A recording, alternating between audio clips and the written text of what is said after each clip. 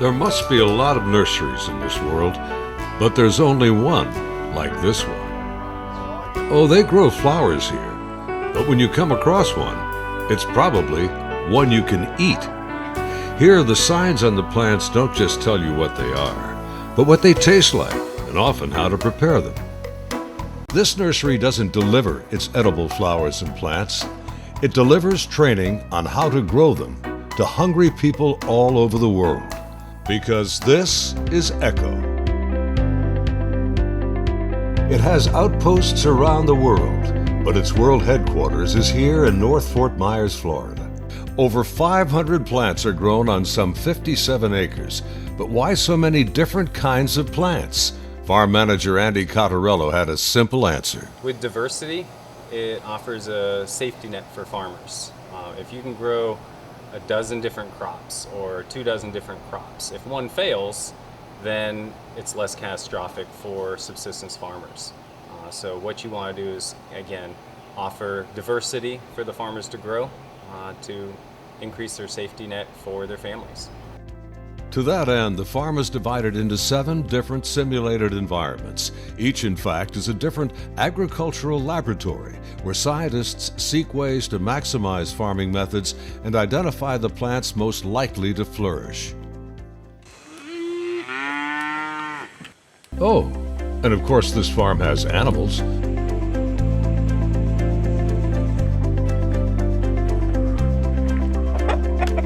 While I was there, they were celebrating the birth of 3 little pigs.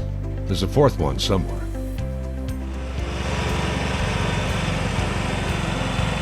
As remarkable as is Echo's mission are its people.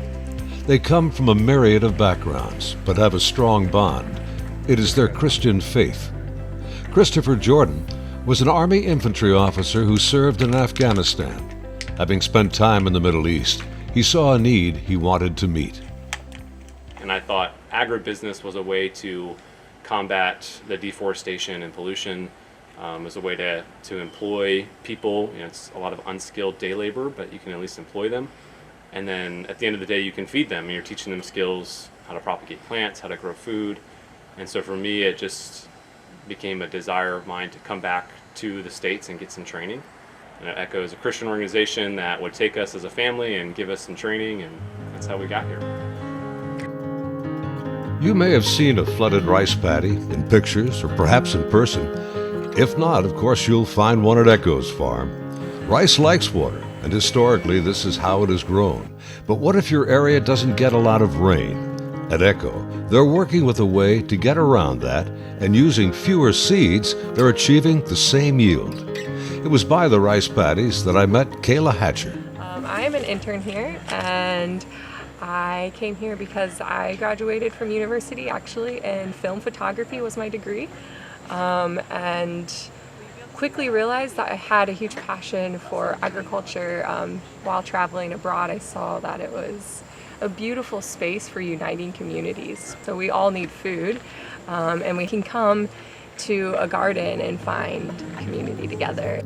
It may not take a master's degree in international agricultural development to weed a garden, but like botanical boot camp, it's all part of Noah Coleman's training here as an intern.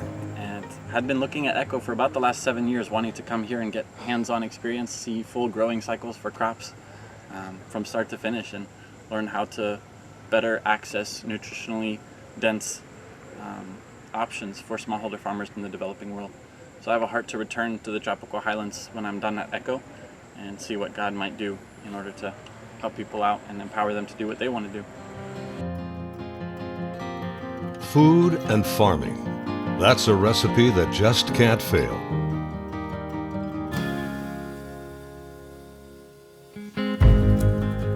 You know by now that this is a very special place.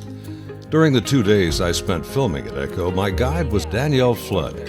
She would tell me about every plant we came upon, including the one that produced berries that taste just like peanut butter. And that's where my Skippy comes from? No. This is called the peanut butter fruit, but it's a fruit that grows on the tree behind me. And one of the cool things is that this red fruit does actually taste like peanut butter. The other cool thing is this tree ripens its fruit in less than 10 months.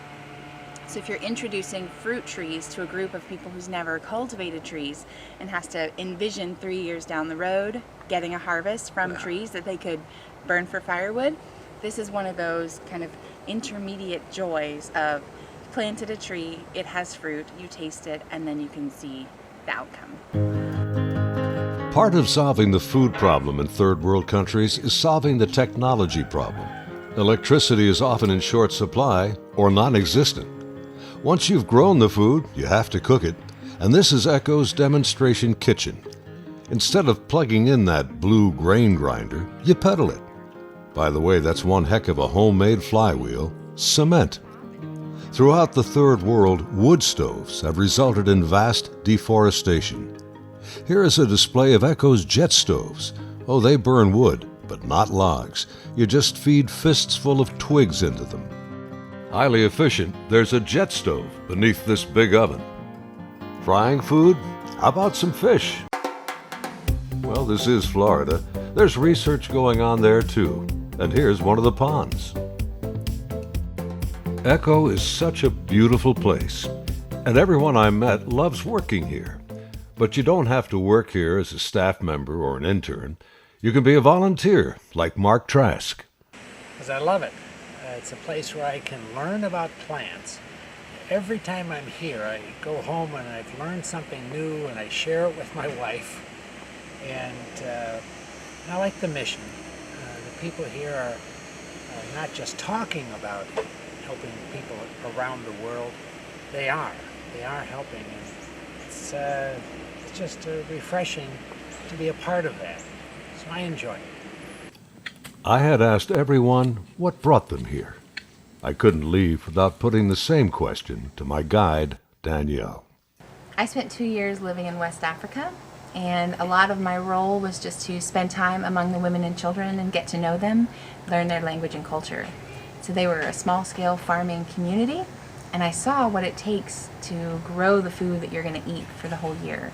And they lived a very hard life, and so when I had the opportunity to be part of a team that meant to address those challenges and to help families raise themselves out of hunger and poverty, I took it.